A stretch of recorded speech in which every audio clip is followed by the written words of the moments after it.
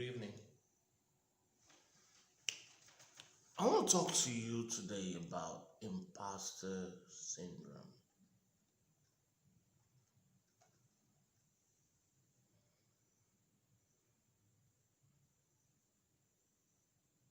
The other day, I had a call with a very powerful lady, someone who I hold in really high esteem, somebody who is doing great things in her world. And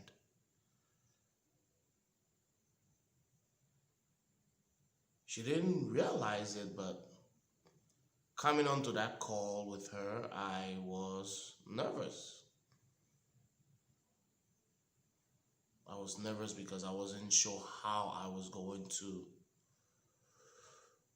serve her and if I was going to serve her powerfully enough as a coach.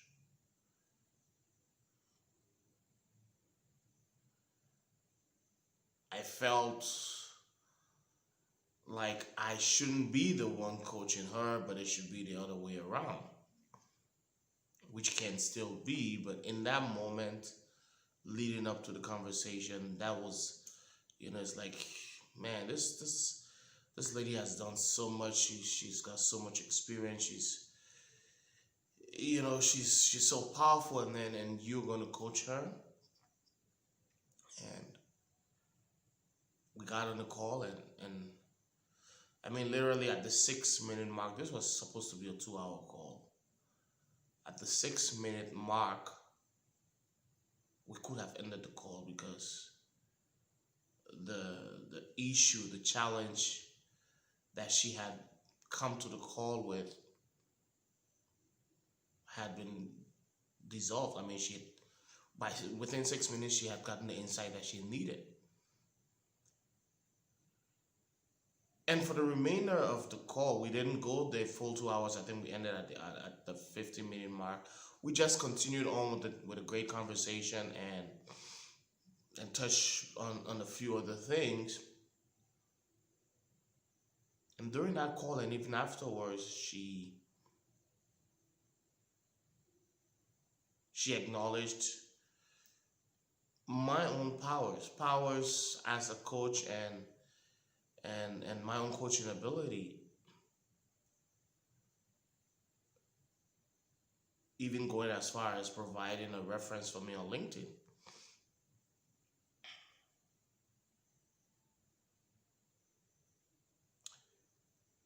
Despite the fact that I didn't feel confident, I still showed up. And it turned out that in my inconfidence, served powerfully. So, what does this have to do with you? You see, many of the high performers that I've come across, that I've worked with, that I've interacted with, whether in a mastermind or a coaching group, struggle with the imposter syndrome.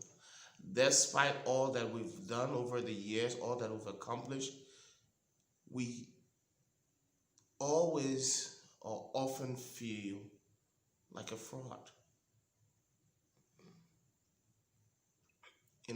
Back in 2004, I entered network marketing, and one of the phrases that I heard quickly, very early on in the business, which really didn't resonate with me, was the whole idea of fake it till you make it. Well, with imposter syndrome, we're not saying you should fake confidence, but rather acknowledge. You see, a lot of people try to overcome imposter syndrome and overcome the feeling of not being worthy. Here's what I've got to tell you. How you feel has really nothing to do with the impact you can make. How you feel is just a feeling. There's no direct correlation between how you feel and what you do. What makes you a human is your ability to act in spite of your feelings, to do what you need to do in spite of your feelings. So rather than spend a lot of time thinking about how you can overcome imposter syndrome and how you can build confidence, just get out there and do what you need to do. I've talked to a lot of coaches, a lot of consultants, a lot of professionals who get stuck because they don't feel confident, because they feel like a fraud, and they don't move, they don't take the next action. Well, here's the thing.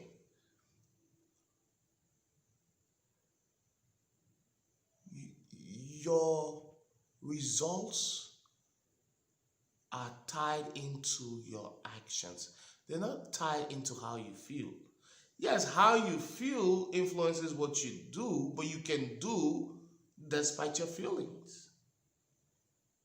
And that's what I want you to realize. So whatever it is that you set out to do, get it done. What are your numbers?